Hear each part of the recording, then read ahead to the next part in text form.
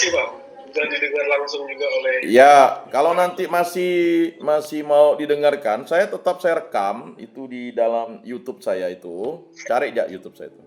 Nah, mungkin ada pertanyaan lagi, Pak? Masih ada waktu yang baptisan atau calon baptisan baru nih? Enggak apa-apa, dikonsultasikan, Pak.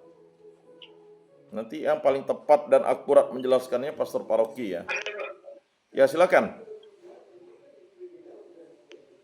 Halo. Salam. Ya. Pak, di sebelah Pak Hatis. Seperti pada bacaan pada hari ini dari Matius 18 ayat 12 sampai dengan 14. Baik, Pak. Di mana seorang kehilangan seekor domba dari 99 domba itu yang bersatu mencari itu dapat seekor itu. Pemilik domba itu bersuka cita. Di sini selaras dengan masa advent yang kedua, di mana kita sebagai domba-domba sudah layaknya anggaplah kami di sini sebagai domba yang hilang, ya selayaknya kita harus mengakui dosa-dosa yang selama ini mungkin yang kita tidak sadari dalam pikiran, perkataan, dalam perbuatan dan kelalaian kita.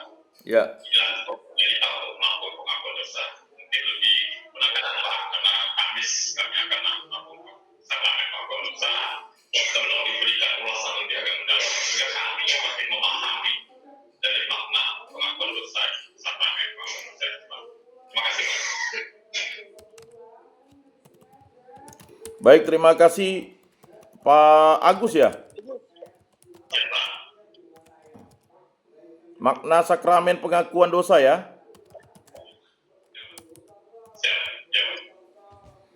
Baik, terima kasih Pak Agus. Pertanyaannya luar biasa ya.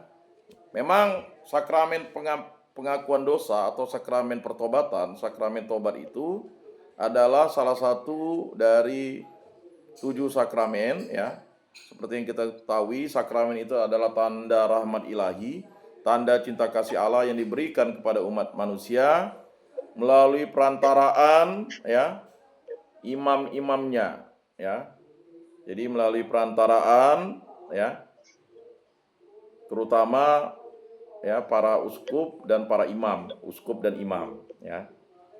Memang kalau diakon itu bisa diberi mandat untuk juga menerimakan sakramen perkawinan, tetapi diberi mandat oleh pastor parokinya atau uskupnya ya. Kemudian untuk membaptis juga diakon ya kan, setelah diberi mandat dipersilakan. Nah, makna sakramen pengakuan dosa juga dikenal sebagai sakramen rekonsiliasi, adalah salah satu dari 7 sakramen dalam gereja Katolik. Sakramen ini memberikan kesempatan kepada umat untuk menerima pengampunan Allah atas dosa-dosa mereka melalui pelayanan iman. Nah, jadi makna penting dari sakramen ini yang pertama, pengampunan dosa, itu sudah pasti. Sakramen pengakuan dosa menghapus dosa-dosa kita. Jadi dosa-dosa kita tuh dihapus, Pak.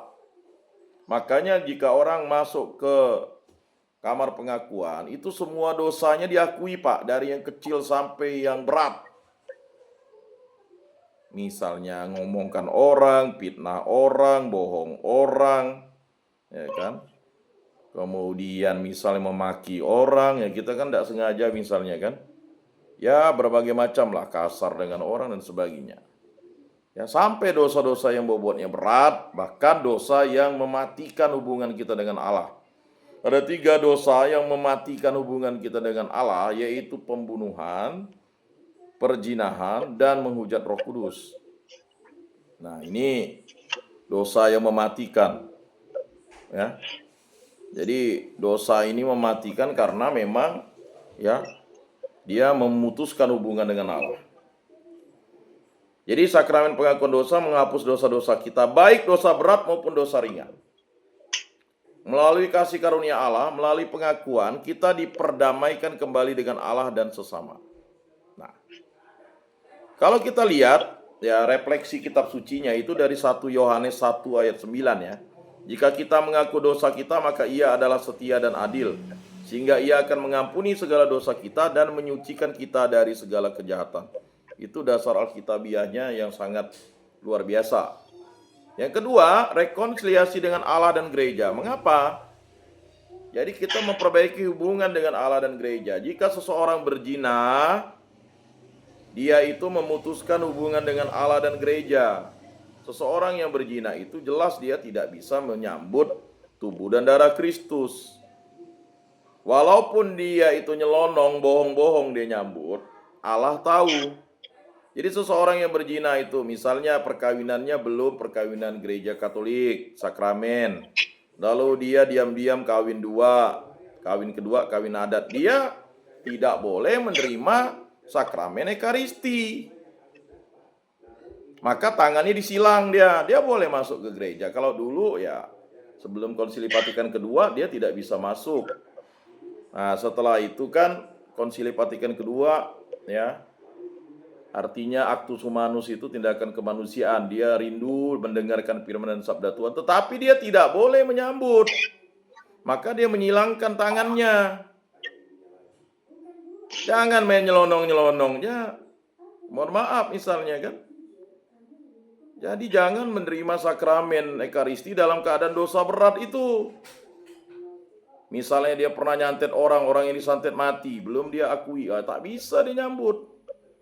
Atau dia berzina misalnya, sebelumnya dia pernah ya pergi ke pelacuran atau menyundalkan diri atau apa, lalu dia berzina, ya kan?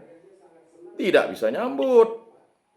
Dia boleh mendapat berkat tapi menyilangkan dada, sama seperti orang-orang simpatisan atau orang-orang misalnya yang Kristen tapi non Katolik. Ketika misalnya orang Katolik itu menyambut, dia ingin mendapat berkat dari imam, dia menyilangkan dada. Menyilangkan Pak, menyilangkan begini. Ya Pak?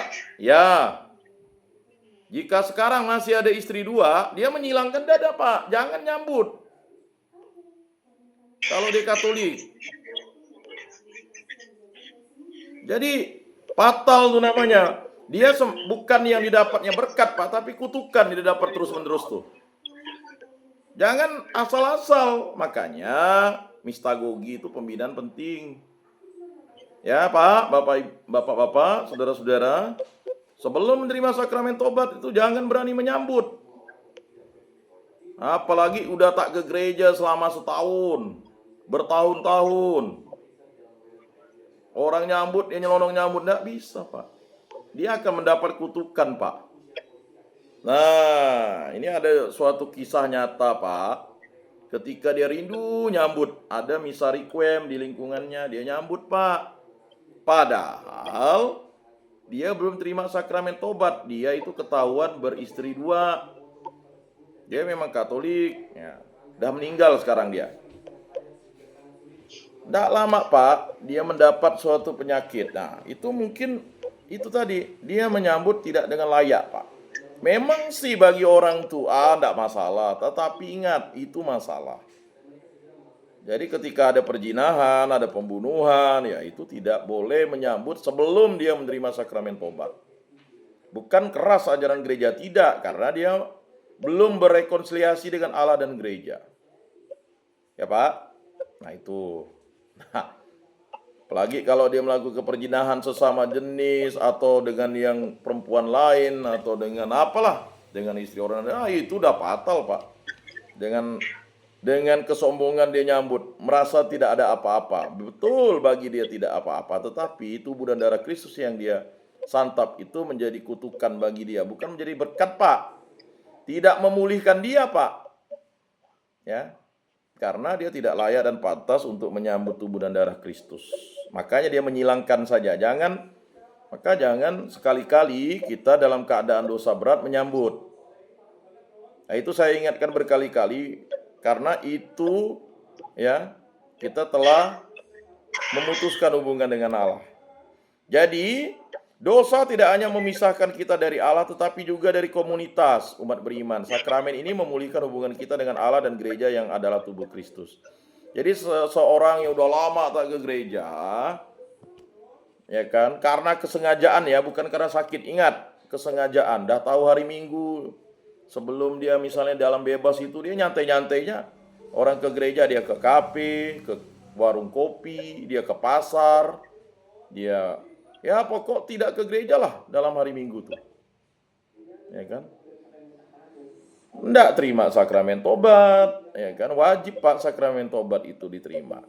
Nah, ya. Jadi saya ingat kakek saya dulu itu, saya kembali ke kakek saya itu.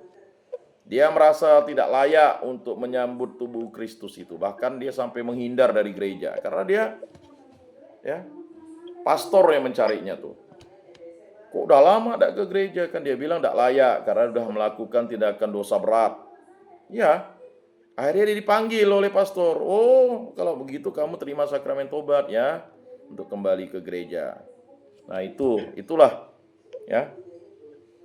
Jadi refleksi bagi kita dipanggil untuk hidup dalam persekutuan dengan Allah dan sesama. Pengakuan dosa adalah langkah nyata untuk memperbaiki relasi tersebut. Berikutnya Pak, yang ketiga tuh sakramen pertobatan itu ya adalah penyembuhan rohani. Jadi sakit rohani itu hanya bisa disembuhkan oleh sakramen pertobatan itu. Dosa melukai jiwa kita dan membawa kehancuran dalam hidup rohani. Sakramen pengakuan dosa adalah sarana penyembuhan, di mana Allah menyentuh jiwa kita dengan belas kasih-Nya, memberi kekuatan untuk melawan godaan dan dosa di masa depan. Maka untuk melawan dosa dan godaan di masa depan itu. Nah, referensinya dari Injil Matius 11 ayat 28, datanglah kepadaku semua yang letih lesu dan berbeban berat, aku akan memberi kelegaan kepadamu. Nah, sakramen pertobatan juga bermakna yang keempat itu kesempatan untuk pertobatan. Sakramen ini bukan hanya tentang pengampunan tetapi juga perubahan hati. Kita diajak untuk bertobat, meninggalkan cara hidup yang lama dan berkomitmen untuk hidup lebih baik. Jadi orang-orang Katolik yang tersesat, dia mendapatkan belas kasih dan pengampunan dari Allah dengan menerima sakramen pertobatan ini. Nah, refleksi, apakah saya sungguh-sungguh bertekad untuk meninggalkan dosa dan hidup sesuai dengan kehendak Allah? Kemudian makna yang berikutnya adalah yang kelima adalah kasih dan kerahiman Allah. Jadi orang-orang yang menerima sakramen pertobatan, dia kembali menerima kasih dan kerahiman Allah. Sakramen pengakuan dosa menegaskan bahwa Allah adalah Bapa yang penuh kasih dan kerahiman. Ia selalu siap menerima kita kembali seperti dalam perumpamaan anak yang hilang, Lukas 15 ayat 11 sampai 32. Biasa dalam ibadat tobat itu, Injil Lukas 15 ayat 11 sampai 32 itu, perumpamaan tentang anak yang hilang itu sering dibacakan. Itulah orang yang dibaptis dalam gereja Katolik, lalu dia sesat kemana-mana hidupnya, lalu dia merasa rindu kembali kepada Allah, mau bersama dengan Allah, bersama Bapaknya lagi. Akhirnya dia tanpa malu-malu datang ke hadirat Allah hanya untuk sebenarnya dia ingin menjadi hamba Allah saja, tetapi karena Bapaknya yang maha baik itu tahu, maka anak yang hilang itu diterima kembali dan mereka mengadakan pesta. Nah, kemudian ini Pak, proses sakramen pengakuan dosa Pak ya. Jadi sebelum kita menerima sakramen pengakuan dosa itu, yang pertama pemeriksaan batin, refleksi atas dosa-dosa yang telah dilakukan. Harus Pak refleksi itu setiap hari, setiap waktu. Kemudian 2, penyesalan. Hati-hati mengakui dosa tanpa penyesalan. Ya, penyesalan itu kesadaran dan penyesalan yang tulus atas dosa. Ketiga, pengakuan, mengakui dosa kepada imam dalam kerahiman mutlak. Jadi sebagai orang Katolik wajib mengakui dosa itu. Jadi prosesnya itu yang ketiga itu ya. Jadi pemeriksaan batin, penyesalan, lalu pengakuan Pak. Ya, itu di kamar pengakuan. Keempat, absolusi. Jadi imam atas nama Kristus memberikan pengampunan. Jadi ada absolusi. Jadi pengampunan dosa yang diberikan oleh Allah Bapa melalui perantaran imam atas nama Kristus. Kelima, penyilihan ya. Melalui tindakan tertentu sebagai tanda pertobatan. Jadi biasanya ada silih yang diberikan. Misalnya, mohon maaf jika orang itu melakukan perbuatan dosa berat, dia harus melakukan silih itu. Silih itu misalnya nanti diberikan semacam penitensi, dia harus mengakui itu, lalu dia mungkin bila timbul kelahiran anak akibat ulahnya, dia harus bertanggung jawab secara penuh. Nah, ini dia. Misalnya dia kawin yang kedua kan, lalu punya anak. Dia tidak boleh lagi melakukan hubungan perjinahan dengan istri keduanya yang dikawini adat. Dan ingat Pak, harus diceraikannya. Nah, harus dipisahkan karena akan mengganggu hubungannya dengan istri pertamanya yang telah menerima sakramen perkawinan di gereja. Jadi, tetapi dia harus bertanggung jawab. Itu silih Pak. Silihnya apa? Dia harus membesarkan anak dari hasil hubungan gelapnya itu, walaupun secara sosial dia kawin adat ya. Ya Pak, memberikan nafkah kepada tadi istri keduanya itu, tetapi ingat tidak bisa lagi berhubungan segama lagi. Kalau dia melakukan hubungan segama berarti berzina. Tetapi dia harus, itu silih namanya. Kemudian kesimpulan, sakramen pengakuan dosa adalah jalan menuju pembaruan hidup. Dengan menerima sakramen ini kita mengalami kasih Allah yang memulihkan, memperbarui dan memberi kekuatan untuk terus berjalan dalam terangnya. Nah, itu kesimpulannya ya. Dan jangan lupa, silih itu juga hukuman Pak. Jadi misalnya dia melakukan pembunuhan, dia harus mengakui dosanya dan dia juga harus bertanggung jawab atas pembunuhannya ya, dengan menanggung ya kan hukumannya, hukum positif. Nah, jadi demikian Pak Agus penjelasannya. Semoga bermakna dan bermanfaat dalam hidup kita. Siap Pak, makasih Pak. Baik. Ya, waktu juga sudah hampir habis. Masih ada pertanyaan kah? Atau pas ya? Baik. Terima kasih. Ya, mari kita tutup dalam doa. Dalam nama Bapa dan Putra dan Roh Kudus. Amin. Allah Tritunggal yang Maha Kudus, pada minggu Advent kedua ini kami Engkau berikan pembelajaran yang baik dan sungguh. Hal-hal yang baik dan sungguh berasal daripadamu, hal-hal yang kurang baik Engkau hancurkan dan hindarkan dari kami. Kami mohon belas kasih dan pengampunanmu agar kami dapat menerima sakramen pertobatan. Dan bagi calon baptisan yang akan dibaptis, semoga diberikan kekuatan oleh Roh Kudus untuk menyadari bahwa rahmat baptisan adalah materai kekal abadi selamanya untuk menjadi milikmu. Dan bagi yang sakit, bagi yang berbeban berat, bagi yang ada persoalan berat, bantulah, angkatlah persoalan-persoalan itu dan berikanlah solusi sehingga persoalan-persoalan itu dapat diselesaikan dengan baik dan benar seturut kehendak-Mu. Berkatilah para istri kami, para anak-anak kami, para menantu, para cucu, para saudara-saudari kami, para orang tua kami, orang-orang yang kami kenal dan kasihi, agar pada masa Advent ini bertobat dengan sungguh dan mempersiapkan diri dengan baik untuk hadirnya Natal dalam hati kami, kedamaian dan cita kasih yang berasal dari Allah. Semua ini kami serahkan perantaraan Tuhan kami Yesus Kristus yang hidup dan beraja, kini dan sepanjang segala masa. Amin. Dalam nama Bapa dan Putra dan Roh Kudus. Amin. Salam, salam kasih, damai dan sejahtera. Tuhan memberkati, menyertai dan melindungi. Salve.